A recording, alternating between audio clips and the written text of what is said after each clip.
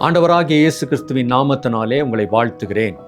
இன்றைக்கு ஏசாயா 2ஆம் அதிகாரம் 5-22 முடிய வசனங்களிலே தேசத்தின் மீது அமைந்த குற்றச்சாட்டுகளை அவர் வரிசைப்படுத்துகிறதை நாம் பார்க்கலாம்.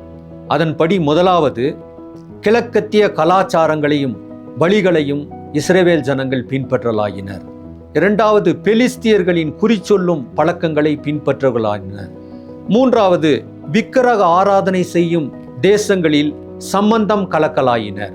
நான்காவது, தேவனுடைய எச்சரிப்புக்கு மீறி உபாகமம் 17ஆம் அதிகாரம் 17ஆம் வசனத்தின்படி வெள்ளியையும் பொன்னையும் தேசத்தில் நிரப்பினர்.